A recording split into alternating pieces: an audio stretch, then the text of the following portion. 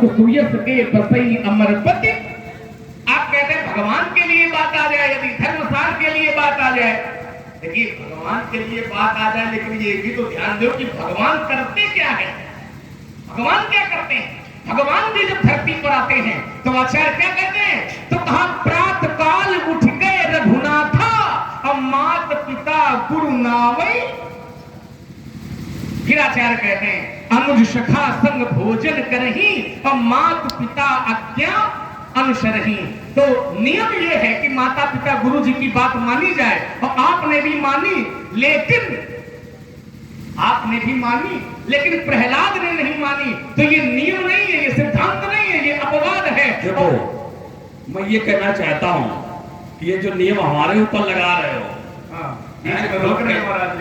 बीच में नहीं, तुम्हारी बात पर्याप्त हो चुकी और इससे ज्यादा पर्याप्त हमारी नहीं होगी। अच्छा, जैसे तुमने कहा, अच्छा बाएं समेट के दिखा रहे हो किस लिए, प्लस की ओर भी चलना है, हम समझ रहे हैं तुम्हारी बाएं समेट रहे हो, लेकिन इतना ध्यान रखो तुम समेट रहे हो, हम समेटे खड़े हैं। समेटे तो खड़े हो, इतना अंतर है, तुम्हें समेटना पड़ रहा है, हम नीचे से ऊपर तक समेटे समझा खड़े, ध्यान रखना। चलो हाँ, अब तुमने अभी भी बताया, बोले परशुराम जी, बोले हिरण्यकश्यप 100% पिता था ही नहीं, ये तुमने एक बात कही। देखो एक बात बताएं, ये तुम्हारी दृष्टि तो कह सकती है कि हिरण्यकश्यप में पिता के आचरण नहीं थे, लेकिन अगर प्रहलाद जी से कोई पूछे कि हिरण्यकश्यप में पिता के आचरण नहीं थे, क्या हिरण्यकश्यप को आप पिता नहीं मानते? यहां पर आकर के चिंतन करो, क्या जो तुमने श्लोक पढ़ा है कि पिता धर्म, इसका तात्पर्य कि पिता की सेवा करने से धर्म की प्राप्ति होती है, पिता की सेवा करने से सभी देवी देवता प्रसन्न होते हैं, ये पिता निमित्त होता है। तो प्रहलाद ने अपने जीवन काल में अगर पिताजी का कहीं अपमान किया हो तो एक प्रमाण कोई दे दे। पिताजी का प्रहलाद ने अपमान नहीं किया, क्यों? क्योंकि प्रहलाद को पिता पता था कि चाहे जैसे हो लेकिन है हमारे पिता, ये प्रहलाद जी को पता था। जब ये जिनके भी बात हो जाने दो, हमें कई बिंदु थोड़ा पूरी हो जाने दो। किसी जगह एक जिज्ञासा है, अच्छी बात आ गई मन में। जैसे आपने ये कह दिया कि लक्ष्मण, एक प्रमाण ये दे देना कि प्रहलाद ने अपने जीवन में कभी पिता का अपमान किया, यही तो बात नहीं।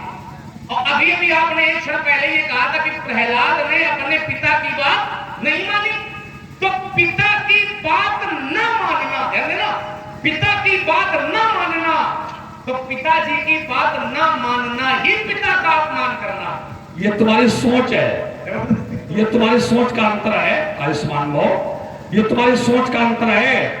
प्रहलाद जी ने पिता की बात नहीं मानी तो बोले पिताजी की बात ना मानना ही पिताजी का अपमान है, ऐसा नहीं है। क्योंकि पिता अपनी जगह पूजनीय है, इसलिए प्रहलाद जी ने किसी भी प्रकार का पिताजी का विरोध नहीं किया।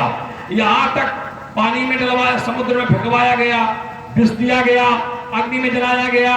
क्या प्रहलाद जी राजद्रोह नहीं कर सकते थे? कि हमारे साथ ऐसा क्यों हो रहा? लेकिन उन्होंने अपने पिताजी का विरोध नहीं किया।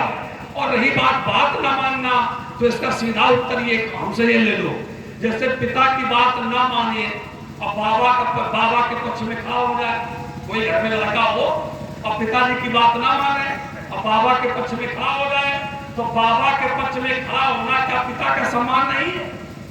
अगर बाबा के पक्ष में खड़ा है तो इसका तात्पर्य कि वो भगवान कौन है? भगवान तो हिरण्यकश्यप के भी पिता हैं, वो तो जगत पिता है। तो उन्होंने जगत पिता का पक्ष लिया, और जगत पिता का पक्ष लेने का तात्पर्य कि पिताजी के वास्तविक सम्मान को उन्होंने सुरक्षित रखा। और इसका साक्ष्य भी मैं तुम्हें दिए देता हूं। जब हिरण्यकश्यप का वध हो गया, हिरण्यकश्यप का वध हो गया, जब नरसिंह भगवान ने हिरण्यकश्यप को मार दिया और प्रहलाद जी को संतुष्ट कर दिया, प्रहलाद जी ने भगवान की प्रार्थना कर ली, सारी क्रियाएं हो गई। तब उसके बाद फिर क्या हुआ? जब भगवान जाने लगे तब प्रहलाद जी ने भगवान से हाथ जोड़ करके अपनी बात कही। क्या कहा? बोले महाराज हमारी एक बात सुन लो। बोले बताओ। तो भगवान से कुछ नहीं मांगा उन्होंने, निष्काम जीवन मांग लिया भगवान से, भगत शिरोमणि प्रहलाद बन गए। लेकिन जब भगवान जाने लगे तो हाथ जोड़ करके बोले कि महाराज तुम्हारी एक अभिलाषा है, इसको आप पूरा कर दें। बोले क्या क्या कहना चाहते हो, तुम्हारे अनन्य भक्तों। तो प्रहलाद जी ने कहा कि मेरे पिताजी ने रात दिन सोते जागते बड़ा आपका अपमान किया है और आपकी निंदा की है, और जो भगवान की निंदा करता है उसको नरक में स्थान मिलता है।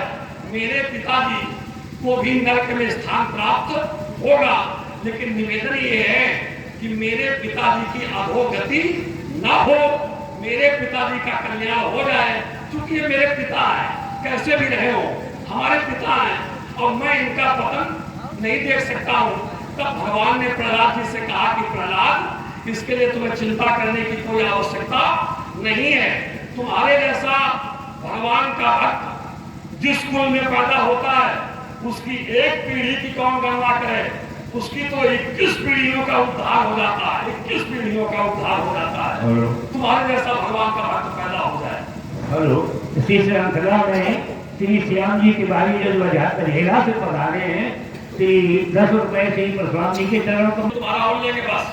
जैसे तुमने कहा कि परशुराम जी, प्रहलाद जी ने अपने पिता की नहीं मानी, लेकिन परशुराम ने अपने पिता की मानी कि नहीं मानी, ये तुमने एक बिंदु रखा जी कि परशुराम ने अपने पिता की मानी कि नहीं मानी, और परशुराम ने अपने पिताजी के कहने पर माता जी का स्वीकार दिया। तो परशुराम ने क्यों मानी, और जैसे आपने अपने पिताजी के कहने पर स्वीकार दिया माता जी का, उसी प्रकार से धनुष तोड़ने वाले ने भी गुरु जी के कहने पर या पिताजी के कहने पर धनुष को तोड़ दिया। ये तुम्हारी बात में कुछ मजबूत लगी, ये कुछ मजबूत, ज्यादा मजबूत लगी, कुछ मजबूत लगी, कुछ मजबूत, लेकिन इसका निदान ऐसे नहीं होगा जैसे तुम चाहते हो। देखो, हमने पिताजी के कहने पर माता जी को मारा, काटा, और उसने गुरु जी के कहने पर उसको तोड़ दिया। बात बराबर, इतने ही तक बराबर है। उसके बाद थोड़ा आगे बढ़ो। हमने क्या किया, हमने अपने पिताजी के माध्यम से माता जी को फिर से जीवित करा दिया। अब तो उसने तोड़ा है, वो उसको ठीक करा दे, हमें कोई आपत्ति नहीं, जा रहे हैं भाषा लेकर, बात बराबर हो जाएगी। ऐसे बात बराबर होगी। हमने माता जी को मारा तो हमने माता जी को जीवित कराया, उसने धनुष तोड़ा तो जैसे माता जी को हमने जीवित कराया तो धनुष को यथास्थिति कर दे, हमें कोई आपत्ति नहीं। तुम तो कलेवा खाओ, हमें कोई आपत्ति नहीं। इसका उत्तर नहीं महाराज। जैसे हमने लड़ाई, तर्क ये था कि आदेश मानना चाहिए कि नहीं मानना चाहिए, तर्क जीवित करने और ठीक करने का नहीं था। तर्क ये था कि परशुराम जी लोगों को ये शिक्षा दे रहे हैं कि प्रहलाद ने पिता की बात नहीं मानी और स्वयं पिता की बात मानते हैं। तो मैंने ये कहा था कि जब पिता के कहने पर आप माता का कंठ काट सकते हैं, तो पिता के कहने पर धनुष तोड़ने वाला भी धनुष का खंडन कर सकता है। ये तर्क था। तो आपने इसको किनारे किया और ये कहा कि हमने पिताजी के माध्यम से जीवित करा दिया माता जी को, अब तोड़ने वाला भी ठीक करा हुआ है। ठीक है, तो पहली बात तो ये है कि माता जी व्यक्ति है, व्यक्ति का नियम व्यक्ति पर लगेगा, और ये धनुष व्यक्ति नहीं था, ये वस्तु था। तो बदल नहीं रहे। व्यक्ति का नियम व्यक्ति पर लगेगा और वस्तु का नियम वस्तु पर लगेगा, जड़ का नियम जड़ पर लगेगा और चेतन का नियम पर लगेगा। आपने पहले भी एक बार कहा था, बोले भाई। हाँ हेलो, इसी श्रृंखला में पिताजी घर में यदि ऐसी अवस्था में हो जाए कि सैया पर लेते रहे तो क्या पिताजी को मरवा देना चाहिए ना, वहां भी ये नियम नहीं लगेगा। धनुष वस्तु है और पिताजी व्यक्ति है, तो वस्तु का नियम व्यक्ति पर नहीं लगेगा और व्यक्ति का नियम वस्तु पर नहीं लगेगा। अब यदि तुम कर ठीक करा दो लक्ष्मण, तो ठीक तो हम तब करा दे जब तुम्हारे पास कोई व्यवस्था न हो। ठीक कराने से यदि शांति आपको मिल जाए तो ठीक कराने की व्यवस्था हमसे ज्यादा तुम्हारे पास है। इनके बाबा की पत्नी ख्याति का गला भगवान विष्णु ने काट दिया। भगवान विष्णु ने इनके बाबा भृगु की पत्नी ख्याति का गला काट दिया, तो इनके बाबा भृगु ने ख्याति का गला जोड़ दिया। माता जी का कंठ इन्होंने काट दिया, तो पिताजी ने तपस्या के बल से माता जी का कंठ जोड़ दिया। सहस्त्रबाहु अर्जुन के पुत्रों ने पिता का कंठ काट दिया, तो अमृत संजीवनी विद्या से इन्होंने पिता को जीवित कर दिया। और चलो, ये तो इनके घर की बात है। इनके गुरु जी को ले लो, भगवान शंकर को। शंकर जी भी गणेश का मस्तक काट दिया, बाद में हाथी का जोड़ दिया। दक्ष का मस्तक कट गया तो दक्ष का मस्तक भगवान शंकर ने जोड़ दिया। तो ये ठीक कराने वाली व्यवस्था तुम्हारे घर में है। धनुष ले, धनुष ले और शंकर जी के पास पहुंचो या गुरु जी के पास पहुंच जाओ। चलो तुम्हारा ये समाधान हमें स्वीकार है। स्वीकार करो। अब रुको और सुनते क्यों कहो? सुनो तो पहले बात हमारी पूरी। तुम्हारा समाधान हमें स्वीकार है। जैसे तुमने कहा कि ख्याति का सिर विष्णु भगवान ने काट दिया था और बाद में भृगु ने जोड़ दिया, तो सिर बाद में जोड़ा था। पहले विष्णु भगवान को स्थापित कर दिया था कि तुमको जन्म मरण का कोई कष्ट नहीं, इसलिए तुम इस प्रकार का आचरण करते हो। मैं तुम्हें विष्णु साथ देता हूं कि संसार में जब जब अत्याचार होगा तो शंकर जी के अवतार नहीं होंगे, ब्रह्मा जी के अवतार नहीं होंगे, लेकिन नारायण तुम्हें ही अवतार लेकर के बार बार आना पड़ेगा। तो ये साथ देने के बाद सिर जोड़ा। अब चलो शंकर जी पर, शंकर जी ने दक्ष का सिर जोड़ा। कब जोड़ा? जब वीरभद्र को भेज करके सब दुर्दशा करा दी थी, उसके बाद दक्ष का सिर जोड़ा गया है। अब आ जाओ हमारे ऊपर। हमने अपने पिताजी का सिर जोड़ा। कब जोड़ा? जब वहां पर शेष बाहु के पुत्रों की एक भी दशा बाकी नहीं रही थी, सभी पुत्रों की दशा हमने जब दुर्दशा में बदल दी थी, तब उसके बाद पिताजी का सिर जोड़ा था। अब यहां भी हम जोड़ लें तो यहां जुड़ेगा बाद में। पहले तोड़ने वाले की जब एक एक हड्डी यहां टूटेगी, तब उसके बाद फिर जोड़ने के बाद हम मिला कि ये समझ गए कि तुम झगड़ा करने का मन बनाए और तुम चाहे जितना समझाया जाए समझोगे नहीं बिना मारपीट के। हेलो, इसी श्रृंखला में बात बताओ, लेकिन बिना झगड़ा के बात बनेगी नहीं। तो एक परामर्श दे महाराज, अभी तक तो समझा रहे हैं लेकिन इतना शांत भी हम नहीं रहते। था शांत अभी तक लखन लाल, अब शांत नहीं रह पाएगा। अब मिथिला से गए नहीं मुनि तो युद्ध अनंत छिड़ जाएगा। युद्ध नहीं करेगी इतिहास सोनिक से प्यास बुझावेगी, फिर लखन लाल की क्रोध अग्नि में है मस्त हो जाएगी। वो रणचंडी है ललकार रही, ये कहती स्वयं भगवती है। और हो जाओ तैयार बाबा, आज खुली चुनौती। अगर तुम हमें परामर्श दे रहे हो तो एक परामर्श हमसे भी तुम ले लो देव कि हमें तो तुम खुली चुनौती दे रहे हो, लेकिन परशुराम ये परामर्श ले लो कि मैं विश्वामित्र सा गुरु नहीं जो तो द्वारे याचना करूं। कान खोल करके सुन ले बाचाल बालक, मैं विश्वामित्र सा गुरु नहीं जो तो द्वारे याचना करूं, और नहीं वशिष्ठ पुरोहित हूं जो कुछ पाने की कामना करूं। मैं याचक हूं बलवेदी का, सब घूम घूम जग मथुराला, और रौंद रौंद कर वीरों का दल चूर चूर हो मत मत मत करना। तो फिर मेरे मन में भी ये भाया है, और देखूंगा किसकी मैया ने कितना दूध। आदि हम कह रहे, आदि सब लोग कह रहे, समझो ये सब हमारे पक्ष में है। वो जानते हो क्यों कह रहे हैं, इसलिए हम बताते हो क्यों कह रहे हैं। मिश्रा जी, मिश्रा जी से पूछोगे? मिश्रा जी बताएं, सब लोग बताएं, सब लोग क्यों कह रहे हैं। अच्छा बताओ, जो दूध आया था किसको पिलाया गया था? हमें पिलाया गया था कि नहीं पिलाया गया था? कहीं से सफलता नहीं मिली। रामवतार छात्र द्वारा 10 रुपए की परशुराम जी के चरण कमलों में और 10 रुपए लखन लाल जी के चरण कमलों में प्रस्तुत का धन्यवाद। हाँ, इसी श्रृंखला में परशुराम ए छोड़ना छोटो सो रोकना मेरी टगर, ताली है जो बार बार धनुष पे चढ़ा बाण तो सुंदर सलोनी तेरी सूरत जई है बिगड़, इसलिए मैं नहीं तो रेण को लेख सब है। नीति पथ पर यदि चलोगे तो तुम्हें हम छोड़ देंगे, और लिया यदि अनीति का सहारा तो आज नस नस तुम्हारी। उल्टी टेढ़ी बातें कहकर क्यों दुर्दशा कराओगे, और ज्यादा उठोगे लखनलाल तो धूल चाटते जाओगे। अरे लेकर फंसाओ, यदि टूट पाओ तो छार छार हो जाओगे। हेलो, इसी श्रृंखला में थी लोकेंद्र राठौर अठंडा से जो पढ़ाते हैं 20 रुपए परशुराम जी के चरण कमलों में और 20 रुपए लखनलाल जी के चरण कमलों में प्रस्तुत है, और बहुत सारा हुआ। लेकर फंसा जो टूट पड़ा तो छार छार हो जाओगे, और धनुष उठाया हाथों में तो मिट्टी में मिल जाओगे। और यदि मल्ल मल्ल मल्ल तुम्हें उतर पड़ा तो ये ताना बाना बिगड़ जाएगा। दोस्त बहुत आया तो चित्ते दिखाई पड़ते तुम, ताना बाना बिगड़ जाएगा। और डाल सवारी ककवा रगड़ा तो बउआ ढांचा उखड़ जाएगा। लक्ष्मण तेरी बुद्धि नहीं सुधरी तो अंत समय पछताओगे, और ज्यादा उठोगे लखनलाल तो धूल चाटते। और ये धूल चटाते रहोगे, हम तुम्हारी आरती उतारते रहेंगे, हम भी तो कुछ करेंगे। इसलिए इन नरसिंहों से मत टकराना, नरसिंहों में बसे भवानी। जो भी मुझसे लड़ने आया मांगा उसने, पानी सभा से भाग जाओगे मुनि जी जब धनुष संभालेंगे, पड़ोगे फिर चक्कर में घुसकर संभालेंगे रघुवंश तक खड़े नहीं ये नेत्र सकते सिर्फ की चिंता लज्जा विषम काल खा लेंगे। तुम्हें क्या हो गया है जो अकड़ते ही तो जाते हो और जनक के वीर सिंहों को ये फरसा दिखाते। दशरथ के छल छबीले न करो मनमानी, ये न करो मनमानी और नहीं मरी बे फरसा, मरी बे फरसा, मारे फरसा और मुझके मारे फरसा, मरी बे फरसा। सब छल है जतिया भृहपतिया सिकरी सरसानी, रेणुका नंदन के फंदन में लक्ष्मण भूलोगे हठानी, चूंकि है विद्वत समय समय छूटेगी सरयू की राजधानी। चक्कर मैंने पढ़ा महाराज, बुलबुल के पंजों में कभी बाज नहीं होते।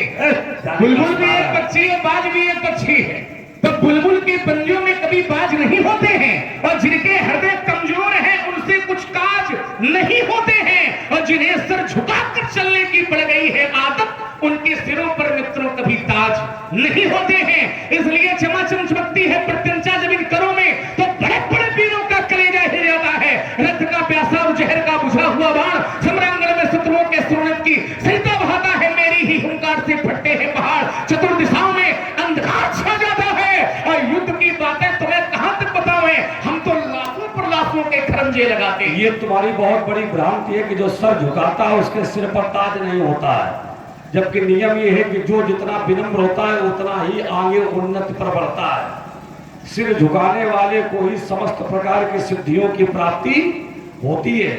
यथा नवै बुद्ध विद्या पाए है तो ऐसा लाभ उसी को मिलता है जो सिर झुकाता। जैसे सिर झुकाने वाला कौन?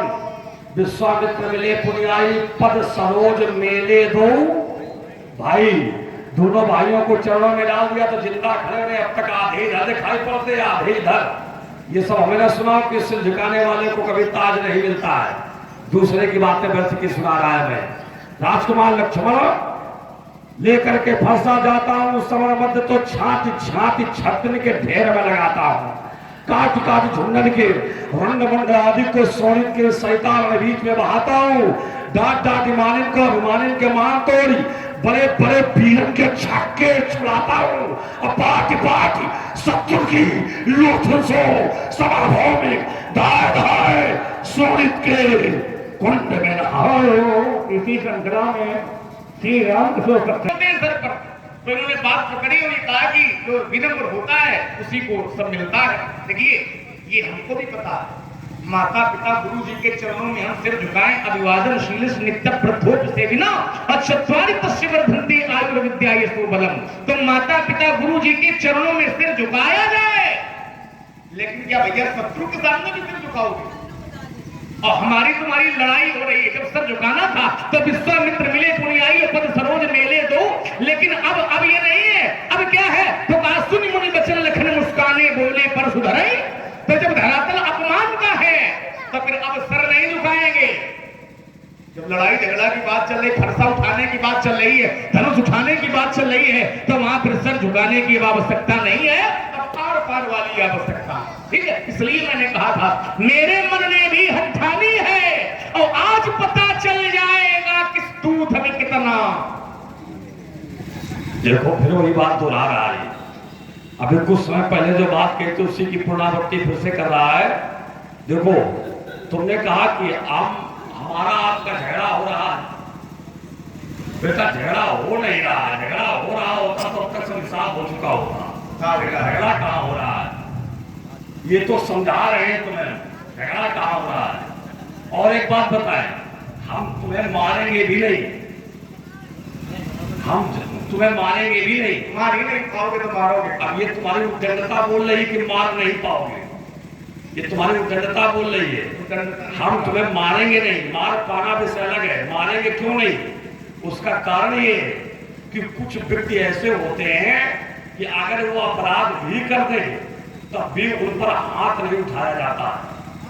मैं बताता हूं, हमारे धर्मशास्त्र कहते हैं मत्तम प्रमत्तम उन्मत्तम सुप्तम बालम स्त्रियम जलम प्रपन्नम व्यर्थम भीतम न रिपुम हंतुम धर्मविद। इनको अपराध करने के बाद में भी इन पर वार नहीं किया जाता है। अब इनमें कौन कौन है बताते हैं, आप लोग भी ध्यान रखना। एक है इनमें, जैसे कोई पागल व्यक्ति है, कोई पागल व्यक्ति है, आप रास्ते से जा रहे हो और उसका धूल उठा करके तुम्हारे ऊपर फेंक दी, और उस समय तो तुम्हारे कपड़े गंदे हो गए, अपराध उसका बड़ा जटिल रहा। लेकिन जब घूम के देखोगे कि अरे ये तो विक्षिप्त है, पागल है, तो फिर धर्मशास्त्र कहता है कि आप अपने हाथ से मिट्टी साफ करो और उससे आपको कुछ बोलने का कोई अधिकार नहीं है। वो आप उसको कटु शब्द भी नहीं बोल सकते हो, हाथ उठाने के जब आप छोड़ो, आप हाथ उठाने के अधिकारी नहीं है उसके ऊपर, हमारे धर्मशास्त्र कहते हैं। अब दूसरा बिंदु ले लो, अगर कोई मदिरा पान करके बार बार ताल ठोके, कोई मदिरा पान करके बार बार ताल ठोके, तो हमारे धर्मशास्त्र कहते हैं कि उससे बात ना करो, चुपचाप उससे उसको ठीक है, तुम बहुत भीड़ हो, ठीक है, हम तुम्हारी प्रशंसा करते हैं, जगह छोड़ के वहां से निकल जाओ। वहां पर हाथ उठाने की कोई आवश्यकता नहीं है, वहां सीधे समय काटो, चुपचाप वहां से निकलो, उस पर हाथ उठाने की कोई आवश्यकता नहीं है। अब तीसरा नियम ले लो, अगर सोया हुआ व्यक्ति सैया पर सो रहा है और स्वप्न में किसी स्थिति की कल्पना करके वो अर्ध विक्षिप्त परिस्थिति पर मुख से कुछ अर्थ शब्द भी बोल रहा है, तो ऐसी स्थिति पर उस पर हाथ उठाने का किसी को कोई अधिकार नहीं है। अब चौथी परिस्थिति पर आ जाओ, यदि किसी व्यक्ति का रथ टूट गया हो, रथ के नीचे गिर गया हो और ऐसी परिस्थिति पे वो खड़ा हो कहे हमारे ऊपर वार करो, तो उसके ललकारने पर भी उस पर वार नहीं करना चाहिए। आगे परिस्थिति देखो क्या ये कहा गया, प्रबंधन, अगर कोई शरण में आ चुका हो, कोई शरणागति ले चुका हो, कहने का मतलब समझ गए होंगे, अगर कोई शरण में आ चुका हो और ऐसा व्यक्ति अगर उद्दंडता कर दे तो उस पर भी हाथ नहीं उठाना चाहिए। एक और चिंतन ले लो, इसी में श्लोक में, अगर किसी के हाथ में अस्त्र शस्त्र हो और कोई निहत्था खड़ा हो, ऐसा चिंतन करो तुम, किसी के हाथ में अस्त्र शस्त्र हो और कोई निहत्था खड़ा हो, तो ऐसी परिस्थिति पे चाहे जितनी ताल ठोके उस पर वार नहीं करना चाहिए। इसी में एक स्थान और बढ़ा लो, अगर कोई बालक बार बार पिट पिट पिट पिट करे तो विज्ञ व्यक्ति को उस पर भी वार नहीं करना चाहिए। ये हमारे धर्मशास्त्र कहते हैं, और धर्मशास्त्र की इस मर्यादा की रक्षा करने में ही आगे रानी भी कहती है कि बालक बोली बधन ही तो ही, हम तुम्हारा वध नहीं कर रहे हैं, तो इसका मतलब ये नहीं कि तुम बहुत वीर पैदा हुए हो और तुमसे डर रहे हैं, ये ना समझ लेना। अपनी स्थितियों में परिवर्तन कर लो, व्यर्थ की बकवास करके भूले नहीं समाते। हेलो, इसी श्रृंखला में श्री धनुष तुम्हारा भी रखा है, धनुष हमारा भी रखा है, तुम फरसा लिए थे। और युद्ध का नियम यह है कि सामने वाले के हाथ में जो अस्त्र शस्त्र होगा, तो युद्ध का नियम ये कहता कि फिर वही युद्ध होगा। यदि हमारे पास गदा है और सामने वाले के पास गदा नहीं है, तो नियम ये कहता है कि उसको गदा दी जाएगी और तब युद्ध किया जाएगा। तो फरसा तुम्हारे पास है, लेकिन फरसा एक है, फरसा तुम दूसरा हमें दे नहीं सकते हो, तो फरसा युद्ध होगा नहीं, होगा हमारा तुम्हारा काय का युद्ध, धनुष युद्ध, क्योंकि धनुष भी आपके पास है और धनुष हमारे पास भी है, तो धनुष आपका भी रखा तो हमारा भी रखा, ठीक है।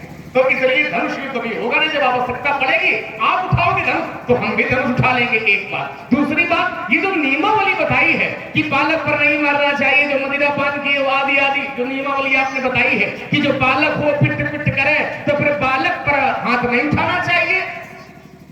अच्छा, गणेश जी तो बालक थे जब उन्होंने शंकर जी का मार्ग रोका था, क्यों भाई? गणेश जी तो बालक थे, माता पार्वती ने उत्पन्न किया था और उत्पन्न करके द्वार रक्षा के लिए तत्पर कर दिया। तो गणेश जी बालक थे और गुरु जी ने हाथ उठा दिया। और एक दृष्टांत ले लो, आचार्य कहते हैं बाल समय रवि पक्ष लियो, एक व्यक्तित्व ने बचपन में ही जब बालक था तो सूर्य को अपने मुख करने वाला बना लिया। तो जब सूर्य को मुख करने वाला बना लिया तो आचार्य कहते हैं कि सूर्य को मुक्त कराने के लिए देवराज इंद्र ने उनके मुख पर वज्र का प्रहार हम पर प्रहार किया, इसीलिए नाम पड़ा गया हनुमान। तो वो भी बालक थे। तो फिर ये नियमावली वहां का नहीं बताई, गुरु जी को का नहीं बताई कि बालक को नहीं मारना चाहिए, यहाँ बता रहे हो। हेलो, इसी श्रृंखला में श्री रणजीत सिंह जी भदौरिया जो इटावा से पधारे हैं, 50 रुपए श्री परशुराम जी के चरण कमलों में और 50 रुपए लखनलाल जी के चरण कमलों में साधक प्रस्तोत्र साधुवाद। तुम केवल आरोप लगाना जानते हो बस। हाँ, और इसी श्रृंखला में श्री धर्मेंद्र सिंह जी भदौरिया के द्वारा 50 रुपए श्री परशुराम जी के चरण कमलों में और 50 रुपए श्री लखनलाल जी के चरण कमलों में प्रस्तुत है साधुवाद। अच्छा एक बात बताओ, गणेश जी जब द्वार पर लगाए गए थे तो कितने दिन के थे? शंकर जी के उस समय तो मतलब उत्पन्न हुए थे बालक कहते हैं। हाँ, तो उस समय अवस्था बालक की कैसी होती है? क्या द्वार पर डंडा लेके खड़े होने की आवश्यकता होती है? क्या ऐसा कोई बालक होता है कि जिस दिन पैदा हो द्वार पर डंडा लेके खड़ा हो जाए?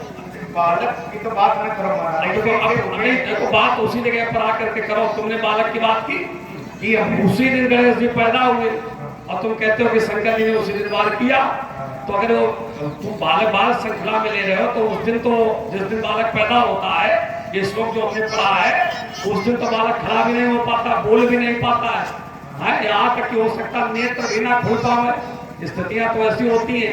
तो उस दिन गणेश जी पैदा हुए, द्वार पे डंडा लिए खड़े हैं। कहाँ घुमा रहे हो महाराज, कितना घुमा नहीं रहे? गणेश जी क्या पैदा हुए थे क्या? अरे बात वही है, ये सामान्य बालकों का नियम है कि बच्चा खेल नहीं पाएगा, चल नहीं पाएगा, लेकिन गणेश जी कोई सामान्य थोड़ी थे। माता पार्वती ने तो उनको उत्पन्न किया था अपनी शक्ति के माध्यम। वही है कि जब उसी दिन गणेश जी का हुआ था, अतिरिक्त नहीं हुआ।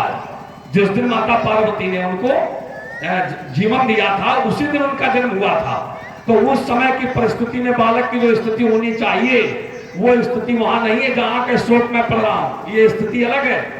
कोई जन्म लेते दरवाजे पर डंडा लेके नहीं खड़ा हो जाता है। और जहां ये उदाहरण पर बाल समय रवि भक्ष लियो, रवि भक्ष, तो जरा हमें चिंतन करके बताओ कि सूर्य का जो मापदंड है वो पृथ्वी से कम है कि अधिक है? देखो सब आचार्य जानते हैं। तो सूर्य का मापदंड पृथ्वी से सबल है, अधिक है। तो पृथ्वी पर जन्म लेने वाला कोई बालक जो पृथ्वी पर पैदा हो और पृथ्वी के मापदंड से अधिक जो सूर्य है उसको अपने मुख में ले जाए, तो ऐसी परिस्थिति क्या किसी बालक में संभव कि जिस ब्रह्मांड में पैदा हो, जिस धरातल में पैदा हो, जिस पृथ्वी में पैदा हो और उसके बाद उस पृथ्वी से 10 गुना अधिक विस्तार वाले सूर्य को अपने मुख में डाल ले? क्या संभव है? ये इतना प्रभाव महाराज बता रहे हो, यही नियम फिर यहाँ लगा दो। जैसे तुमने कहा केवल एक बात ले लो, जैसे गणेश जी सामान्य नहीं थे, ठीक है, जैसे उत्पन्न हुए तो द्वार पर डंडा लेकर खड़े हो गए। हनुमान जी पृथ्वी से भी जो बड़े सूर्य उनको भी मुख में निकल लिया, सामान्य नहीं थे। तो तुम भी तो ये विचार किया कि क्या लक्ष्मण जैसा 16 साल का बालक परशुराम का अपमान कर रहा तो ये भी सामान्य नहीं हो सकता। देखो कितने राजाओं को आपने मार दिया और छोटा सा बालक का ठोक रहा, कुछ नहीं कर पा रहे। देखो ये ना कहो कुछ कर नहीं पा रहे, फिर वही बात, फिर गलत बोल रहे हो। तो ये फिर गलत बोल रहे हो कि कुछ कर नहीं पा रहे, तुम्हारी उद्दंडता है। करने को सब कुछ कर सकते हैं लेकिन हम कर नहीं रहे, कुछ नहीं कर सकते। ये तुम्हारी नादान समझकर बचा रहे, ये तो पंडित जी केवल बहाना है और डर गए आप। हम बात करके पूरे नहीं समाते और भगवंश के सिंह को क्यों खड़ा कर दिखाते और तौल लेने शक्ति को आज इतना तौलना है। अब बोल तुझे कितना बोलना, बोल ये बोल बोल बोल बोल बाचा बोलने का तुम सोचो क्या जरा टिक पाओ तो भाग्य बनाओ, आगे पैर नहीं बढ़ा है, मर जाते तुम। बोलने का तुम सोचो क्या जरा व्यास जी, बोलने के तुम सोचो क्या जरा टिक पाओगे। अब बोलने का मन बनाया तत्काल मुंह खाओगे, कुछ नहीं मुंह खाओगे। तुम्हें चुनौती फरसा एक हाथ से पकड़ो, दोनों से पकड़ो, देखें क्या करोगे।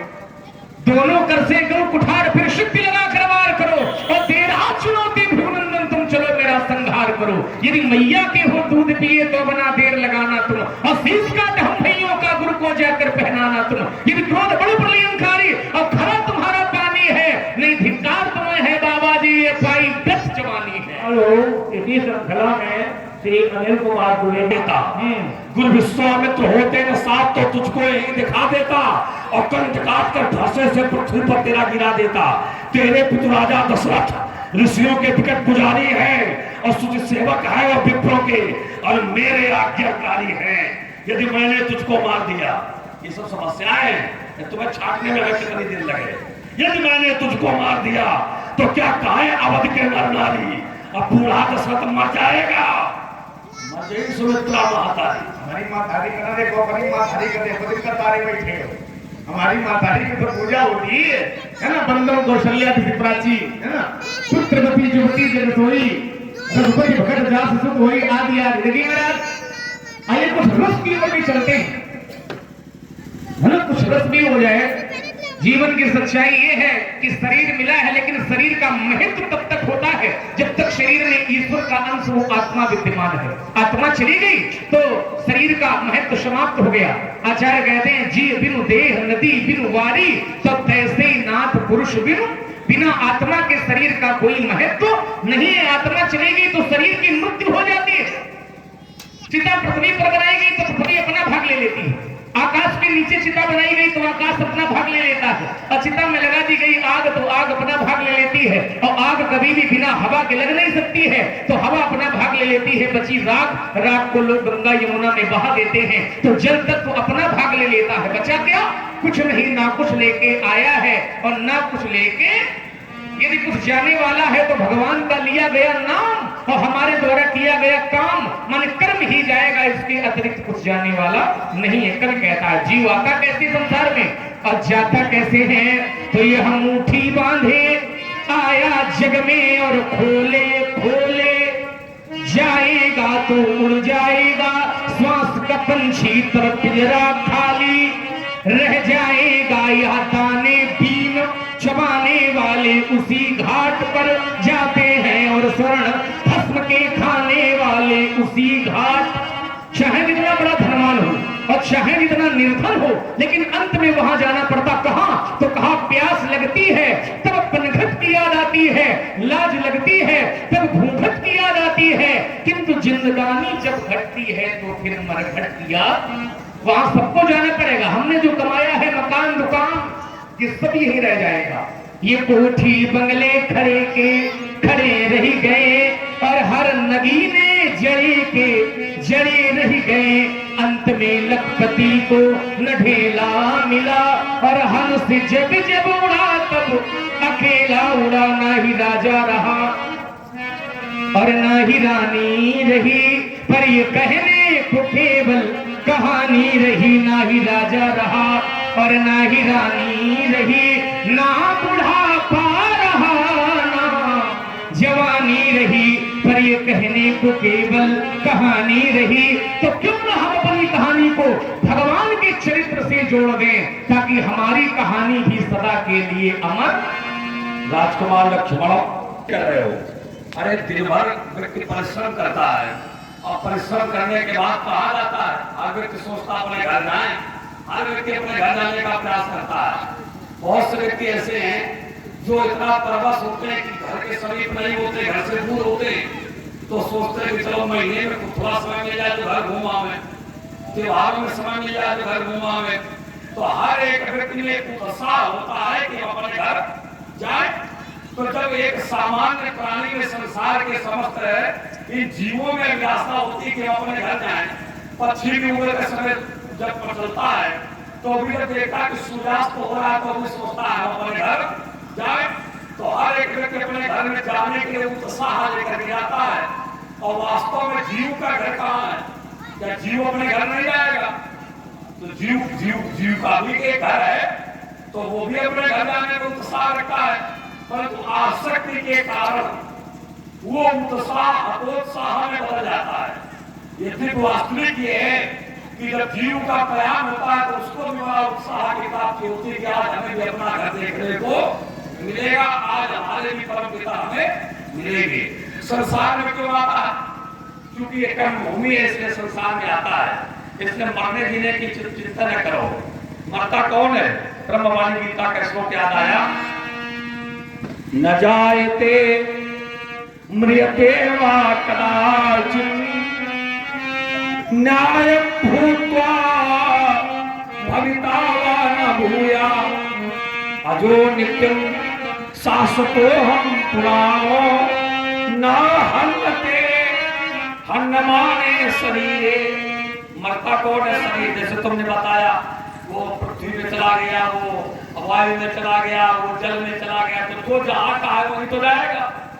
देखो बात फिर अगर विचार करो तो जो जल का है वही जल में जाएगा, पृथ्वी का जल में नहीं चला जाएगा, आग का जल में नहीं जाएगा, आग का आग में जाएगा, जल का जल में जाएगा, पृथ्वी का पृथ्वी में जाएगा, तो जीव कहां जाएगा? परमात्मा में। जहां का है वो वहां जाएगा। तो जब जो जहां का है वहां जाएगा तो सोच किस बात का? सोच इस बात का कि यही समझ लो कि धनुष जहां का था वहां चला गया। अभी तुम जबरदस्ती का अलग बिंदु लगा रहे हो, मतलब दिशा घुमा रहे हो, बिंदु को दिशा घुमा रहे हो। यही समझ लो महाराज। तुम यही तो तुम्हें ज्ञान लेना है हमसे, एक तो तुम्हें सीखना है हमसे, तब आगे भविष्य और अच्छा होगा। आइए कुछ पंक्तियां मैं तुम्हें देता हूँ जी। ये संसार है, यहाँ जो आया सब जाएंगे, किसी की चिंता न करो। भाई बहन माता पिता जो संबंध बने ये सब भगवान ने बनाए, जितने दिन के लिए बनाए उतने दिन ही हमें मिलेंगे, उसके बाद इन संबंधों को भी छूटना है। अब करना क्या है? विहाय कामान्या सर्वान् पुमान् चरत निस्पृहा निर्ममो निरअहंकारो सा शांतिम अधिगच्छति। आसक्ति रहित होकर के केवल अपने कर्तव्य का निर्वाह करते रहो, चाहे माता जी हो, चाहे भाई हो, चाहे बहन हो, किसी में आसक्ति न रखो, केवल अपना धर्म समझकर अपने कर्तव्य का निर्वाह करो। और यही पंक्तियां कहती हैं कि निर्माण हो विध्वंस हो पर कर्म तो करना पड़ेगा, सत्कर्म या दुष्कर्म में से एक को चुनना पड़ेगा। जीव है शाश्वत सनातन तत्व ब्रह्म विधान का, ये अजर है और अमर है, ये अंश है भगवान का। ये जीव है शाश्वत सनातन तत्व ब्रह्म विधान का, अजर है और अमर है, ये अंश है भगवान का। इसकी श्रेणी कितनी ऊंची है? तन से परे, मन इंद्रियों से, बुद्धि से और भाग्य से, पर जान पाया कोई कोई प्रभु कृपा से, सौभाग्य से जान पाया कोई कोई प्रभु कृपा से, सौभाग्य से। धर्म के हित कष्ट सहिकर घोर तप करना पड़ेगा। निर्माण हो या विध्वंस हो पर कर्म तो करना पड़ेगा। शिव सरीखे परहितैषी,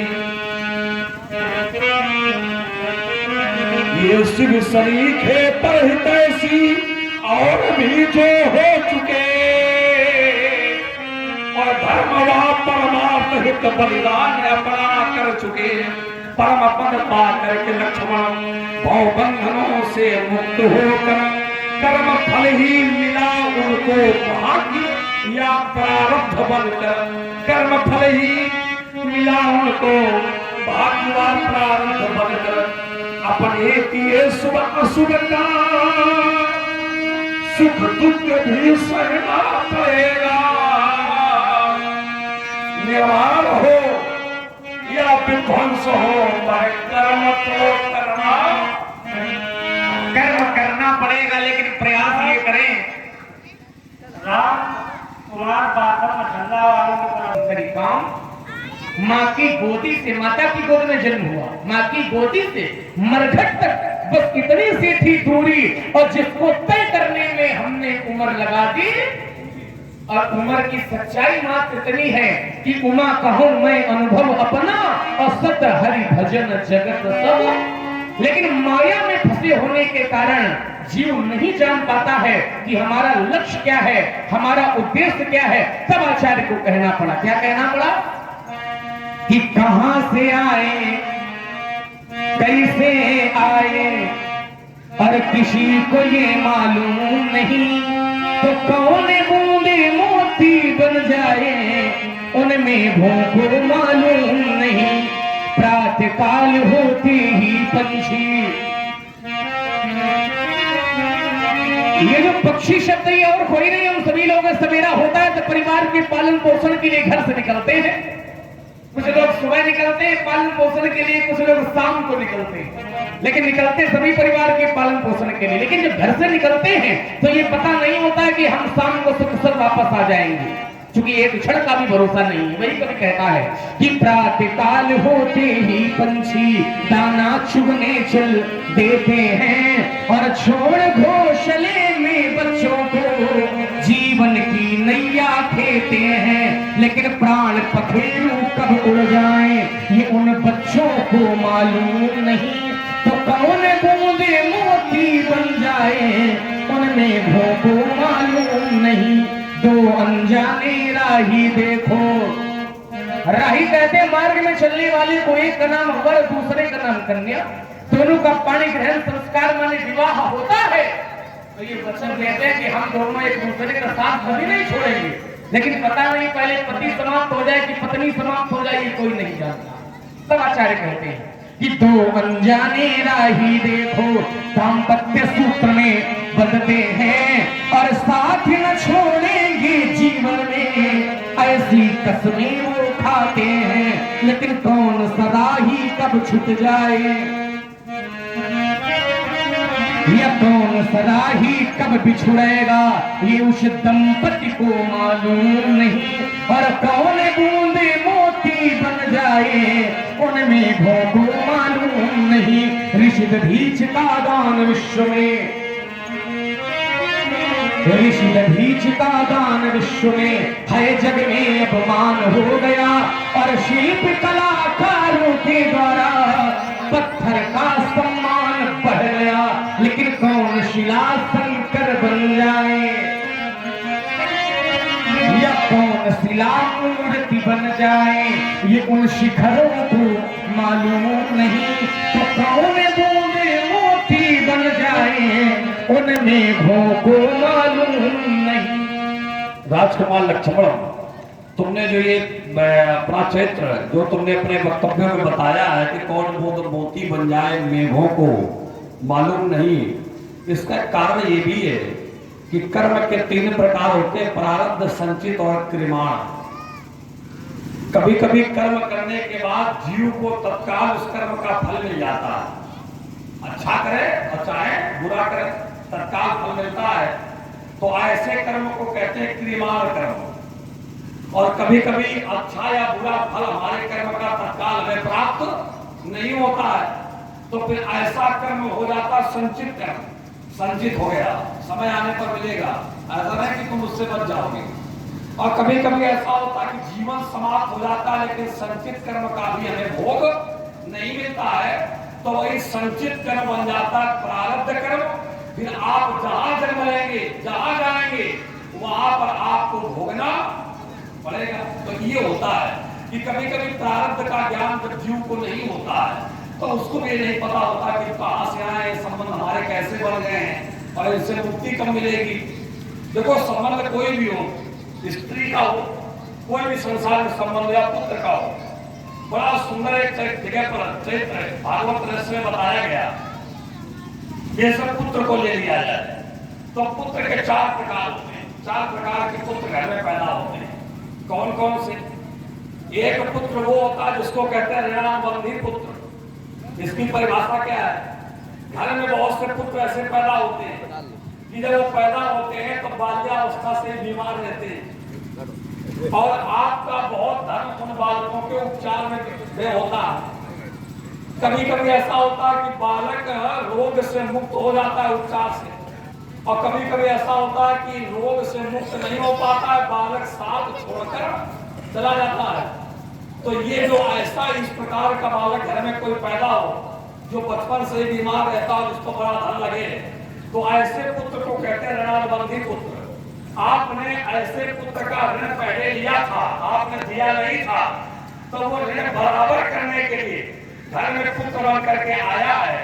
और जिस दिन वो बीमारी में लगा हुआ धन ऋण सब बराबर हो जाएगा, तो या तो रोग मुक्त हो जाएगा और या फिर तुम्हारा साथ छोड़कर चला जाएगा। तो ऐसी संतान घर में पैदा हो तो समझ लेना ऋणानुबंधी पुत्र है, इसका हमने ऋण लिया है तो वो हमें चुकाना पढ़ रहा है। दूसरा पुत्र होता है शत्रु पुत्र। पूर्व जन्म का हमारा कोई शत्रु हमारे घर में पुत्र बन करके आता है और वो आकर के क्या करता है, आकर के कुल की मर्यादा चौपट करता है, पिताजी का अपमान करता है, मद्यपान करता है, घर के बुजुर्गों का पूर्वजों का अपमान करता है, गालियां देता है। क्यों? क्योंकि वो पूर्व जन्म का शत्रु है, अपना बदला लेने के लिए घर में हमारे पुत्र बन करके आ गया है। तो ऐसा अगर कोई संतान घर में पैदा हो तो समझ लेना ये शत्रु पुत्र है, ये पूर्व जन्म का शत्रु है, हिसाब बराबर करने के लिए हमारे घर में पुत्र बन करके आया है। एक होता है उदासीन पुत्र। उदासीन पुत्र ऐसा होता है कि बहुत अल्प प्रारब्ध कोई निश्चित होते जो आप घर में पुत्र बन करके आया है, एक आता नहीं, बहुत अल्प प्रारब्ध थे जो घर में पुत्र बन करके आ गया। ऐसे पुत्र की पहचान क्या है? घर में पैदा हुआ, बड़ा हुआ, विवाह हुआ, अपनी पत्नी और अपने बच्चे लेकर के किनारे हो गया, माता पिता मरे चाहे जिए, न लेना है न कुछ देना है, ऐसा घर में पुत्र पैदा हो गया तो समझ लेना उसको कहते हैं उदासीन पुत्र। और एक होता सेवक पुत्र। सेवक पुत्र की परिभाषा क्या है कि पूर्व जन्म का हमारा सेवक कोई अपना ऋण उतारने के लिए घर में सेवक पुत्र बन करके आता है, उस पुत्र को आप बंटवारे में कुछ ना दें, उस पुत्र का आप निरादर करें, उस पुत्र को आप नाजायज परेशान करें, लेकिन फिर भी वो यही सोचेगा कि हमारे माता पिता जो करें सब ठीक है, हमारा ये धर्म नहीं है, फिर भी वो समर्पित भाव माता पिता के प्रति रखता है। ऐसी संतान अगर घर में आ जाए तो उसको सेवक पुत्र कहते हैं। तो ये सब इन प्रारब्ध कर्मों के अनुसार हमारे घर में स्त्री, हमारी पत्नी, हमारी बहन, हमारे भाई, ये सब संबंध बन करके आते हैं भागवत रहस्य ग्रंथ के अनुसार। तो कहने का तात्पर्य ही है। अब अंतिम पंक्ति देने के बाद काव्य की फिर व्यास श्रृंखला की ओर बढ़ेंगे, हैं, क्योंकि तुम्हारे भैया भी बैठे काफी देर से, तो मानस की भी चौपाइयां आगे बढ़ाएंगे, लेकिन एक काव्य तुम्हें देंगे, तुम्हारे काव्य का उत्तर।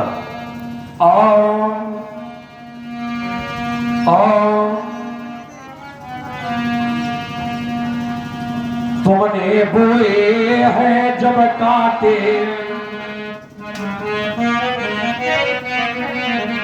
तो फूल कहाँ से पाओगे, और बोगे पेड़ बबूलों के, तो आम कहाँ से खाओगे। यदि चंदन हो तो सब जग को शीतलता का आभास मिले, यदि पुष्प सुगंधित बलिया के, तो ज्ञानी सरल सुवास मिले। कागज के कृत्रिम फूलों से तुम कैसे सुगंध बिखराओगे। तुमने बोए है जब काटे, तो फूल कहाँ से पाओगे। कागा किससे क्या लेता है, और कोयल किसको क्या देती है। पर अपनी मधुरिम वाणी से सबके मन को हर लेती है। तुम बोलोगे कटु शब्द लखना, तुम बोलोगे कटु शब्द लखना, तो सद्भाव कहाँ से पाओगे। और तुमने बोए हैं जब काटे, तो फूल कहाँ से पाओगे। व्यास जी, मानस में अर्धानियां बहुत हैं और कोई भी अर्धानी छूटनी नहीं चाहिए। अभी तो सुरमुन बचन लखन मुस्काने ही लगी थी, है ना। मानस आपके पास में, आप विज्ञ व्यक्ति है, आचार्य है आप, तो कोई अर्धानी छूट ना पाए। थोड़ा समय का भी आप लोग ख्याल रखें। जी, सब बिल्कुल आपके आदेश का पालन होगा। ऐसा नहीं, पूरा रस दे रहे हैं जी। अध्यात्मवाद की सारी व्यवस्थाएं आपने जोड़ के रखी, शायद आप सारे लोग संतुष्ट हैं। समय का ध्यान महाराज क्या और समझ लेना क्या? नहीं, बात ये नहीं है। उनका कहना ये है, जैसे अभी एक चौपाई लगी, उस चौपाई में पूरे 2.5 घंटे का समय लग गया, तो उनका कहना ये कि अभी तो बहुत चौपाइयां पड़ी, अगर हर चौपाई में इतना समय लगेगा तो 2-4 दिन में भी पूरा नहीं होगा। तो उनका कहना ये है कि समय का ध्यान रखा जाए, चौपाई हम देते जाएंगे, चौपाई करते जाएंगे, तो जैसा करके वैसा कर लेंगे। ये और तो मृदु शीतल आपकी बात काटने की सामर्थ्य नहीं है, लेकिन निवेदन तो आपसे कर सकते हैं। क्या निवेदन करने का भी अधिकार नहीं है? उसके पहले कुछ छूटने लोग भी बैठे हैं, तो आनंद आ रहा है। आप उसका निर्वाह करते हैं। देखो, मैंने लक्ष्मण से क्या कहा था कि बालक बोली बधो नहीं तो ही, केवल मुनि जानसी मोही। मैं केवल मुनि नहीं हूं, मैं क्या क्या हूं? बाल ब्रह्म चारी अति को ही, और विश्व विदित क्षत्रिय कुल द्रोही। भुजबल भूमि भूप बिनु कीन्ही, और विपुल बार महिदेवन दीनी। सहसबाहु भुज छेदनी हारा, अपरस विलोक महीप कुमारा। मात पिता ही जन सोच बस, करस महीप किशोर। गर्भन के अर्भक दलन, ये परस मोरयति घोर। इस फरसे की चाल देख सुर नर मुनि सभी सकाते हैं। हुंकारों से पर्वत को क्या पृथ्वी पाताल थर्राते हैं। विख्यात सहस्बाहु के भी भुजदंड काटने वाला है। इस फरसे को तू भी निहार, जो रक्त चाटने। अहो कहे अहो मुनीस, क्या? हाँ बोलो, क्या कर रहा हो? अहो मुनीस महाभटवानी। क्या बात, क्या हुई? तो आप कहते हैं लक्ष्मण तुम मुझे केवल मुनि मानते हो। मैं आपको केवल मुनि नहीं मानता हूं, मैं तो आपको मुनीश मानता हूं, मुनियों का ईश मानता हूं, स्वामी मानता हूं, महाभट योद्धा मानता हूं। लेकिन जो योद्धा होते हैं वो करके दिखाते हैं, कह करके काम नहीं चलाते हैं। और परशुराम जी जब से आए तब से कर कुछ नहीं पा रहे, बातें बड़ी बड़ी कर रहे हैं। केवल कर क्या रहे हैं? पुरी पुरी मोहि दिखाव कुठारू, और चाहत उड़ावई फूंक पहाड़ू। बार बार हमें ये फरसा दिखा रहे हैं, मानो फूंक से पहाड़ उड़ाना चाहते हैं, तो फूंक से कभी पहाड़ उड़ने वाला नहीं है। क्योंकि यहाँ कुम्भड़ पतिया को नहीं, और जे तर्जनी देख मर। यहाँ कोई कुम्भड़े की बतिया नहीं है जो तर्जनी उंगली को दिखाने मात्र से मुरझा जाए। अरे मैंने तो आपके हाथ में फरसा और धनुष बाण देखा था। हम क्षत्रिय हैं, और क्षत्रिय सामने वाले के हाथ में अस्त्र शस्त्र देखेगा तो फिर ललकार को सुन करके शांत नहीं बैठेगा। इसलिए मैंने कुछ कह दिया, देख उखाड़ शराशन गाना, और मैं कछु कहा सहित अभिमान। अभिमान में कुछ कह दिया क्योंकि क्षत्रिय, हम यदि अस्त्र शस्त्र देखेंगे तो फिर शांत नहीं बैठेंगे। लेकिन जब हमने फरसा देखा तब कहा, लेकिन अब हमारी दृष्टि व्यासी महाराज इनके जनेऊ की ओर चली गई। अभी तक फरसा देखा तो लड़ाई हुई, लेकिन अब मैंने जब जनेऊ देखा तो मैं जान गया कि ये तो ब्राह्मण है। भृगुसुत समुझ जनेऊ विलोकी। कब जाने? जब जनेऊ देखा। और सही बात यह कि जनेऊ देखने की आवश्यकता इस समय सभी को है। लोग जनेऊ नहीं देखना चाहते, और जनेऊ वालों को तो इस समय बिल्कुल नहीं देखना चाहते। नियम यह कहता है कि ब्राह्मण जनेऊ पहने और क्षत्रिय भी पहने।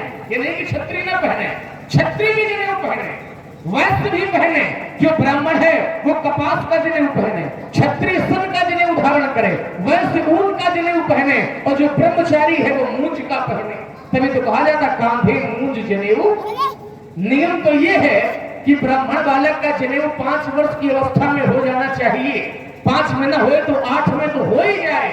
11 वर्ष की अवस्था में क्षत्रिय बालक का हो जाना चाहिए और 12 वर्ष की अवस्था में वैश्य बालक का जन्म हो जाना चाहिए। लेकिन इस समय नियम इतने गड़बड़ है कि बहुत तरीका सावधान न चढ़ा तो बहुत पूरी जिंदगी चले हुए। कहने का तात्पर्य संस्कार कराए नहीं जाते हैं, संस्कार निपटाए जाते हैं। माता पिता यदि पुत्र को खिलौना नहीं देंगे तो वो पुत्र थोड़ी देर रोएगा, लेकिन माता पिता यदि पुत्र को संस्कारों की संपत्ति नहीं देंगे तो वो पुत्र जीवन भर रोएगा। इसीलिए तो कहा करते थे आचार्य की पूत सपूत तो का धन संचय और पूत कपूत तो का धन संचय। नियम ये है कि यज्ञोपवीत हम पहने, मंत्र से पहने, मंत्र से उतारे।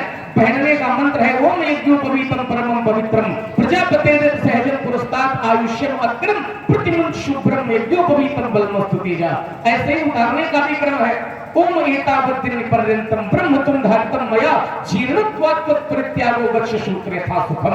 ऐसा कह करके यज्ञोपवीत को पीठ से कंठी बना करके गायत्री मंत्र का जाप करते हुए बहते हुए जल में प्रवाहित कर देना। मैंने परशुराम जी का यज्ञोपवीत देखा तो मैं जान गया ये ब्राह्मण है और हम क्षत्रिय हैं। ये जो कुछ कहेंगे अब मैं सहन करूंगा, क्योंकि सच्चा क्षत्रिय वही जो ब्राह्मणों का सम्मान करे, जो ब्राह्मणों की सेवा करे। और हमारा तो जन्म ब्राह्मणों की कृपा से हुआ। 100 वर्ष का क्षत्रिय और 10 वर्ष का ब्राह्मण बालक, तो 10 वर्ष का ब्राह्मण बालक 100 वर्ष के क्षत्रिय के लिए पिता के समान होता है। हमारे वंश का नियम है सुर महिसुर हरिजन अरुगाई हमारे कुल इन पर न सुराई। हमारे वंश में ब्राह्मण भगवान के भक्त गाय देवता इन पर वीरता नहीं दिखाई जाती। क्यों? हाँ ध्यान दे हमारे भैया परम आदरणीय, तो हमें पाप लगेगा ब्रह्म हत्या का। बधे पाप अपकीर्ति दिहारे और हारने पर अपयश मिलेगा। लोग कहेंगे लक्ष्मण क्षत्रिय होकर के हार गया, माने हम इनसे जीत जाएं तब भी हारे और हार जाएं तब तो हारे नहीं। तो इनसे लड़ाई करने से कोई लाभ नहीं है। बधे पाप अपकीर्ति हारे और मारत हूं पाप परिये तुम्हारे। यदि आप मारोगे महाराज तब भी हम आपके चरण पकड़ेंगे और निवेदन ये करेंगे कि क्रोध हटा लो, न क्रोध हटाओ तो कुछ हटा लो, है ना। तो यदि आप मारोगे तब भी महाराज आपके चरण पकड़ेंगे। यदि हमने कुछ अनुचित कह दिया हो तो आप हमें क्षमा करें, हम क्षमा मांगते हैं। जो विरोधी अनुचित कहे हो तो क्षमा महामुनि, धीर आप हमें क्षमा करें। देखो यद्यप तुमने क्षमा मांगी है, सामाजिक लोगों को देखने में तो ये लग रहा होगा कि लक्ष्मण बड़ा विनम्र है, बड़ा शिष्ट है और इसने अपने कुल परंपरा का निर्वाह करने में परशुराम जी के 2-3 बार पैर छुए हैं और क्षमा मांगी है, तो परशुराम जी को भी क्षमा कर देना चाहिए। देखने वाले लोगों को लगेगा, लेकिन वास्तविकता क्या है हम जानते हैं तुम्हारी, कि तुम क्षमा क्यों मांग रहे हो। देखो एक कारण ये भी होता क्षमा मांगने का कि कोई पश्चाताप करता फिर क्षमा मांगता है। तो पश्चाताप करने के बाद अगर कोई क्षमा मांगे तो पश्चाताप शुद्धि, ऐसा पुराण कहते हैं कि पश्चाताप करने पर फिर उसका शुद्धिकरण हो जाता है। और फिर वो व्यक्ति क्षमा मांगे तो कोई क्षमा ना भी करे तब भी वो क्षमा उसकी हो जाती है, उसको क्षमा कर दिया जाता है। लक्ष्मण क्षमा क्यों मांग रहा है, इसका कारण है हम जानते हैं। इनकी क्षमा मांगने का कारण क्षमा इसलिए मांग रहा है, जैसे कोई बालक यदि उपद्रव कर रहा हो और आपके साथ कर रहा हो और उपद्रव करने के साथ बीच में अगर वो कहे हमारा क्षमा कर दो, पहचान दे आप कौन हो, तो इसका तात्पर्य क्या है। वो बालक इसलिए क्षमा मांग रहा है, जब बालक को पता चलता है, उसको लगता है कि नहीं ये तो हमारे पिताजी के व्यवहारी है, हमारे गुरु जी के व्यवहारी है और हमने इनके साथ अच्छा व्यवहार नहीं किया है, तो ऐसा करो घर में बात ना पहुंच पावे है, यही पर क्षमा मांग लो तो पैर भी छुएगा, कहेगा महाराज एक क्षमा कर दो। घर में बात ना पहुंचाना और ना क्षमा कर पाओ तो 2-4 हाथों सेवा कर ले, हम वो भी खड़े हैं, लेकिन घर तक ये बात ना पहुंच पाए। इस प्रकार से साम नीति का निर्वाह करता है। दंड नियम भी लगा देता है कि अगर मारना पीटना चाहो तो फिर घर तक बात ना पहुंच पाए। उसी प्रकार से लक्ष्मण ने भी विचार किया कि परशुराम से हमें क्षमा मांग लेनी चाहिए। क्यों? क्योंकि ये जान गया कि परशुराम के संबंध विश्वामित्र जी से हैं और विश्वामित्र जी हमारे गुरु जी हैं। अगर परशुराम जी ने मेरी उग्रता मेरे गुरु जी तक पहुंचा दी तो निश्चित मानो कि फिर स्थिति बड़ी भयानक हो जाएगी। और विश्वामित्र ने कहीं अगर अयोध्या में पहुंचा दी कि तुम्हारे लड़के ने ऐसा किया था परशुराम के साथ, तो पिताजी को भी पता चलेगा। तो इस बालक ने सोचा कि ना गुरु जी तक बात पहुंचे, ना घर तक बात जाए, यही निपट जाए तो ज्यादा ठीक है, इसलिए पैर छू रहा है। तो इसके पैर छूने में कोई पश्चाताप नहीं इसको तो ये लगेगा घर तक बात ना पहुंचे, गुरु जी तक बात ना पहुंचे, इसलिए पैर छू रहा है। ये पश्चाताप लेकर के पैर नहीं छू रहा है, क्षमा मांग रहा है। और मैं इस प्रकार से तुम्हें क्षमा भी नहीं करूंगा। क्या है पश्चाताप कर रहे हैं, प्राकृत कर रहे हैं, जब प्राकृत कर रहे हैं जब पश्चाताप कर रहे हैं। नहीं इनका अंतर होता है। आप मतलब देखो क्या सिखाने हैं, प्राश्चित किया जाता है और पश्चाताप होता है। प्राश्चित किया जाता है और पश्चाताप होता है। क्रिया है एक बस अंतर हो गया, क्रियाक्रम का अंतर है। एक किया जाता है, एक होता है। कोई आप तो इसको हो गया, चलो कोई बात नहीं। आप जैसे भी व्यक्ति करते हो तो आपने इसी बात कहा था, और ये शब्द आपने जो हमें दिया और इस पर जो हमारा प्रकाश रहा, तो ये सत्य मानो कि यदि सत्य किसी दूसरे महात्मा को दिए होते तो हो सकता है वो सोचता है क्या कहा रहे हैं। अब ये उसके बुद्धि विवेक पर निर्भर है। अच्छी बात जैसे क्षमा मांगना, ये कर्म है या क्रिया है? क्षमा मांगना कर्म है या क्रिया है? ये हमारे पास है, क्षमा मांगना कर्म है या क्रिया है? क्षमा मांग रहा है, इसमें क्षमा को सब प्राथमिकता दे तो मांगने को कर, हम ये जिसमें दो शब्द है। देखो बात तो भाई सुनो, बात तो सुनो भाई, क्षमा भी है और मांगना भी है। क्षमा भी है, मांगना भी है। क्षमा अलग हो जाएगा, मांगना अलग हो जाएगा। एक कर्म हो जाएगा, एक क्रिया हो जाएगा। क्षमा दोनों हमारा कर्म क्रिया दोनों है। अरे बात तो हमें समझे आप, बात तो आप हमारे समझे कि क्षमा हो जाएगा कर्म और मांगना हो जाएगी क्रिया, वो समझेगा भाई। क्षमा कोई क्रिया थोड़ी है, वो तो कर्म है, और मांगना है क्रिया। तो जब ये दोनों मिलेंगे, क्षमा मांगना, तो आप कर्म और क्रिया दोनों का समन्वय, इसलिए मैं कह रहा हूं उसमें शब्द दो है। और जब दो शब्द है तो इसमें आप एक की कल्पना कर ही नहीं सकते कि इसको कर्म कहा जाएगा कि क्रिया। ये तो दोनों है। ये अब उनका मतलब ये है कि क्षमा हमने मांग ली तो क्षमा कर दे, और न करो तो व्यवस्था बताओ, ये आगे की व्यवस्था है। देखो हम क्षमा नहीं करेंगे, तुम करो, हम क्षमा नहीं करेंगे। हम क्षमा तब करेंगे जब तुम्हारे अभिभावक के द्वारा कहा जाएगा कि क्षमी अपराध हूं। हाँ, जब तुम्हारे मांगने से क्या होगा, तुम्हारा संरक्षक आकर के कहे कि क्षमी अपराध हूं, क्षमा इनको कर दीजिए। कहा विश्वामित्र जी का संध्या करने लगे वो प्रातः काल में। नहीं, तो ये तो गलत है। आप घर का नहीं संध्या करने के लिए कहीं दूर से ले गए हो। ये चरित्र क्या है? ये चरित्र होता है, और चरित्र का निर्वाह जब तक पात्र करना हो जाए उसको स्थान छोड़ने का कोई अधिकार नहीं है, नहीं होता है। ये रामलीला है, ये कोई नौटंकी नहीं है कि जब मना में तब मंच छोड़ करके भाग जाओ। अब यहाँ पर विशेष महत्व होता है, जो कलाकारों का चयन करने वाला मंडलाधीश होता है, उसका विशेष ये आपका दायित्व है। मैं आपसे कह रहा हूँ जहाँ पर ये कुछ विशेष करना होता है वहाँ से ये संगीत होता है। जगह यहाँ की पुरानी मिला। अरे भाई अब रामू जी की बात सुनो ना, आखिर वो का पे विचार में। अच्छा हाँ। तो चलो वो नहीं है तो हम कल्पना किए लेते हैं कि उन्होंने कह दिया, हमने है उतर देत खर कुठार मैं अकुरण को ही आगे अपराधी गुरुद्रोही उतर देत छाओ बिन मारे केवल कौशिक सील तुम्हारे। अगर विश्वामित्र जी का श्री याद न आता तो नत यही काटी, नत यही काटी, क्षमा करते, नत यही काटी कुठार कठोरे, गुरु ही पूर्ण हो तुम थोड़े।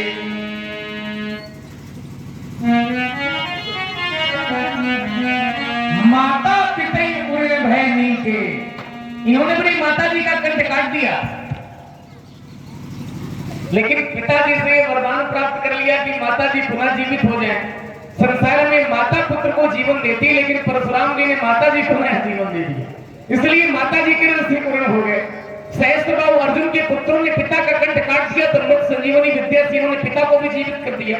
संसार में पिता पुत्र को जीवन देता है, लेकिन परशुराम जी ने अपने पिता को नया जीवन दे दिया, तो माता पिता के ऋण से पूर्ण हो गए। हम और आप यदि माता पिता के ऋण से पूर्ण नहीं हो सकते हैं, तो रामलीला देख करके ये संकल्प ले सकते हैं कि आज से हम सभी लोग अपने अपने माता पिता की सेवा करेंगे, क्योंकि सुन जननी सोई सुत बड़भागी, और जो पितु मातु वचन अनुरागी, चार पदार्थ करतल ताके, और प्रिय पितु मातु प्राण सब। तो माता पिता के ऋण से तो ऋण हो गए हैं, गुरु जी का ऋण केवल शेष रह गया। और गुरु जी का टूटा है धनुष, तो सोच रहे हैं कि लक्ष्मण का मस्तक काट दें तो आज गुरु जी के ऋण से पूर्ण हो जाए। सो जन्म हमारे माथे काढ़ा, दिन चले गए ब्याज बढ़ बढ़ा, ब्याज ज्यादा न बढ़े इसलिए अब आनी व्यवहारिया बोली, और तुरंत देव में थैली खोली, आप व्यवहारी बुलाएं, हम थैली खोल करके आपका ऋण चुका दें। देखो इस भ्रांति का भी मैं तुम्हारे विनाश कर दूं कि गुरु के ऋण से शिष्य का जब तक जीवन रहता है तब तक वो कभी पूर्ण नहीं हो सकता। हमारे पुराणों में कहा गया कि पृथ्व्याम नास्ति तद द्रव्यम यदि चादत्वा आरणी भवेत्। पृथ्वी पर ऐसा कोई द्रव्य नहीं है जो गुरु जी के ऋण से पूर्ण होने में सहायक बन सके। हमारे पुराण तो यहां तक कहते हैं कि गुरु जी से प्राप्त एक शब्द की भी शिक्षा के बदले त्रैलोक्य की समस्त संपत्ति यदि गुरु जी को दे दिया जाए तो एक शब्द के ज्ञान के ऋण से भी आप पूर्ण नहीं हो सकते। राज्यम बलम मही कोशम इति सर्वम निवेदित। गुरु जी के ऋण से शिष्य जीवन में पूर्ण नहीं हो सकता है। हाँ, कुछ कर्म करे तो गुरु जी का जो आशीर्वाद है वो प्राप्त कर सकता है, गुरु जी की कृपा प्राप्त कर सकता है, पूर्ण नहीं हो सकता है। क्या करें? जैसे गुरु जी ने मंत्र दिया, मंत्र दीक्षा आपने गुरु जी से ले ली। अब गुरु जी से मंत्र लेने के बाद गुरु जी से प्राप्त मंत्र का कभी जाप आपने नहीं किया। जाप मंत्र तो ले लिया लेकिन उसका जाप कभी नहीं किया। गुरु जी ने बहुत परिश्रम करके तुम्हें शिक्षित किया, पढ़ाया, लेकिन उस शिक्षा से तुमने सामाजिक कोई कल्याण नहीं किया, उस शिक्षा से समाज का कोई हित नहीं किया। और गुरु पूर्णिमा के दिन दरवाजे पर लिए मिठाई कपड़े गुरु जी के दरवाजे खड़े हो, तो फिर ऐसी व्यवस्था से आप गुरु परंपरा से पूर्ण नहीं हो सकती।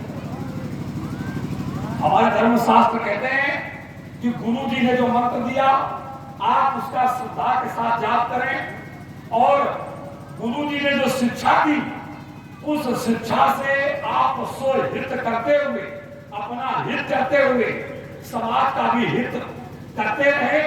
और यदि आप ऐसा करते रहेंगे तो फिर करने की कुछ आवश्यकता नहीं है। गुरु से तुम स्वयं जीवन के समापन पर पूर्ण हो जाओगे और गुरु जी की कृपा के तुम अधिकारी हो। और यदि ऐसा नहीं करोगे, सोच लो गुरु पूर्णिमा आ जाए तो 1000, 2000, 5000, 10,000 दे करके, और गुरु शिष्यों में ये होगा कि पुराने शिष्य आए थे उन्होंने जो 11,000 दिए, तो इस प्रकार की परंपरा को फिर कहते हैं गुरु शिष्य आनंद बधिर कर देखा, और एक न सुने एक नहीं देखा, वो परंपरा अलग है। हाँ, व्यवहारी व्यक्ति की प्रवृत्ति से बनते हैं, जिसकी जैसी प्रवृत्ति होती है उसके वैसे व्यवहारी होते हैं। इस प्रांगण में जो लोग अभी भी यहाँ एकत्र हैं, कुछ व्यक्तियों की तो समस्याएं हैं, पारिवारिक घरेलू ऐसी स्थितियां हैं जो चाहते हुए भी समय नहीं दे पाए। ऐसी स्थितियां हर व्यक्ति के साथ जुड़ी होती हैं। किसी के साथ कृषि कार्य लगा हुआ है तो किसी के साथ कोई घर का कार्य लगा हुआ है। तो वो व्यक्ति अपने कार्य कर रहे हैं और खेतों से भी सुन रहे हैं, तो वो भी हमारे व्यवहारी हैं। और कुछ व्यक्ति ऐसे हैं जो समय निकाल के यहाँ उपस्थित हैं, वो हमारे और अधिक प्रबल व्यवहारी हैं। और कुछ व्यक्ति ऐसे भी यहाँ आए जो हमारे व्यवहारी नहीं थे। रात भर देखा और चित्त घर में पड़े सो रहे होंगे, कोई काम से भी मतलब नहीं कि घर का काम करें कि खेतों का काम करें, घर में पड़े सो रहे होंगे। तो हमारे व्यवहारी वो किसी प्रकार के नहीं है। वो जिनके व्यवहारी थे उनको रात भर देख के सो रहे हैं पड़े, उनके व्यवहारी अलग थे, हमारे व्यवहारी अलग है। और व्यक्ति की प्रवृत्ति से व्यवहारी बनते हैं। तो मिश्रा जी सही है, जिसकी जैसी प्रवृत्ति होती है। तो एक प्रवृत्ति तो इसका बड़ा प्रचंड, हमें इसका उदाहरण या दृष्टांत कुछ भी कहें, गांजा पीने वाले व्यक्तियों को देखा है? हाँ, इनकी आंख में पट्टी बांध दो जो गांजा पीने वाले हो, और 100 किलोमीटर दूर ऐसी जगह छोड़ दो जहां इनको कोई ना जानता हो, और फिर 5 मिनट बाद में ढूंढो तो उसी के दरवाजे मिलेंगे जहां चिलम से धुआं निकल रहा हो। हाँ, ये बताना कुछ नहीं पड़ता, ये सब प्रवृत्ति अपने आप पहुंचा देती है। यही एक व्यवहारिकता इसी को कहते हैं, जिसकी जैसी प्रवृत्ति उसके वैसे व्यवहारी। तो यहाँ जो उपस्थित है ये सब हमारे व्यवहारी हैं।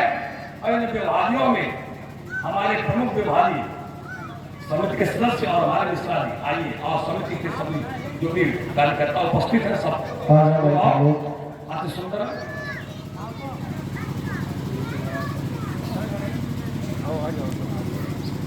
इसको उतारो जरा।